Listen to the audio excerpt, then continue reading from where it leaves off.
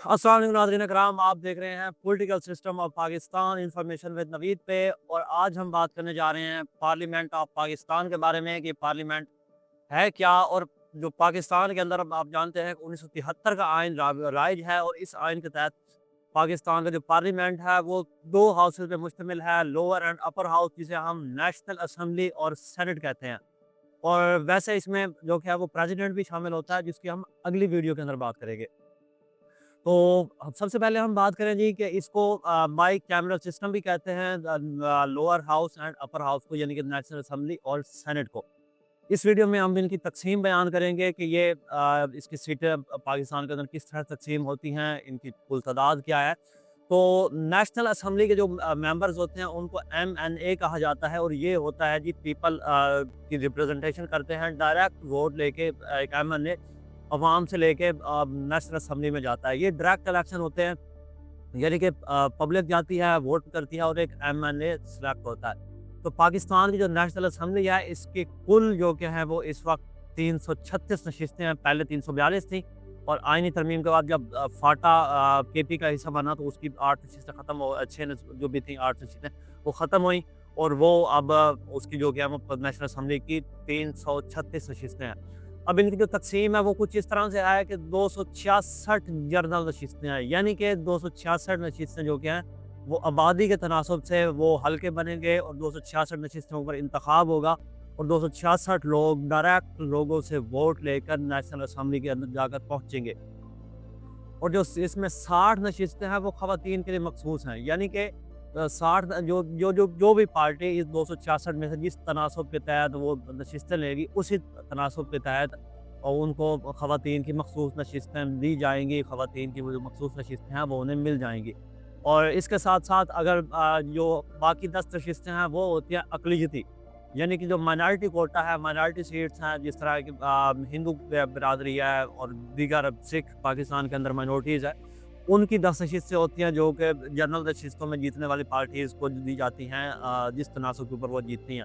For example अभी PTI Pakistan की तरफ जो कि लीडिंग पार्टीज़ हैं, PTI है, नून लीग है, पीपल्स पार्टी है। तो जिस कदर 266 में से वो जो तनासब के साथ जीत के आएंगी, उसी तनासब के तहत उन 60 और 10 में से इन्हें कुल 70 नशिस्तों में से उनको उनका हिस्सा दे दिया जाएगा। और जो नेशनल असेंबली का जो कस्टोडियन होता है उसे हम स्पीकर कहते हैं, और इस वक्त जो स्पीकर मौजूद हैं वो राजा अयाज सरदार अयाज सादिक साहब हैं, और ये इस वक्त जो कि 23वें स्पीकर हैं नेशनल असेंबली ऑफ पाकिस्तान के। और इसके साथ साथ जो पाकिस्तान की जो कौमी असम्बली है उसकी जो आइन के तहत मुद्दत है वो 5 साल है।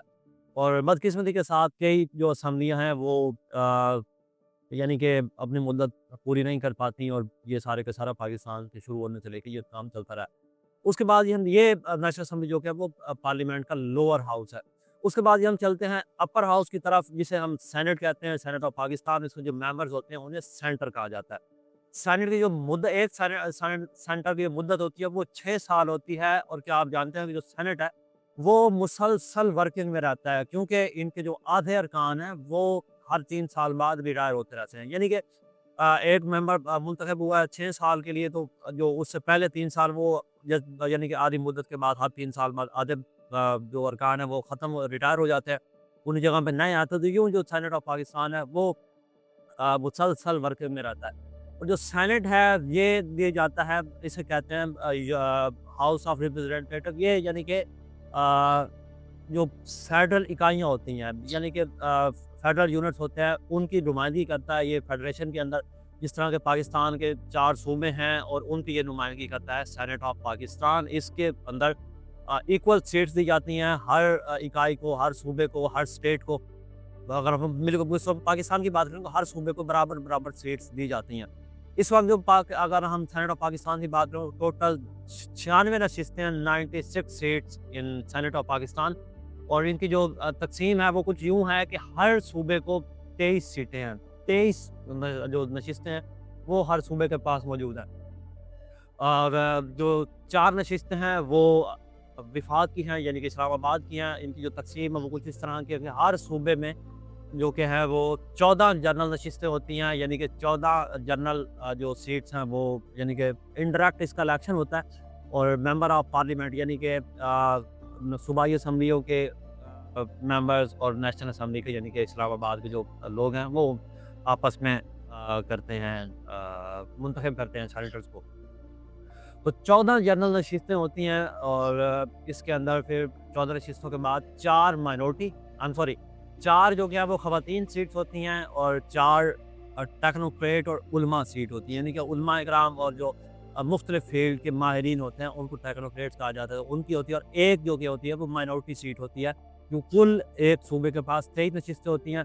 اور اگر ہم اسلام آباد کی طرف جائیں تو ان کی 2 جنرل سیٹس ہیں، اور ایک ایک ٹیکنوکریٹ اور علماء، اور ایک سیٹ جو کہ ہے وہ خواتین کے لیے مخصوص ہے. اور اگر ہم ان کی بات کریں کہ یہ سینیٹر منتخب کیسے ہوتے ہیں، اب اگر ہم صوبائی اسمبلیوں کی طرف جائیں تو کیونکہ ہر صوبائی اسمبلی کو 23 سیٹس ہیں، اور اس میں سے 14 جنرل نشستیں ہیں.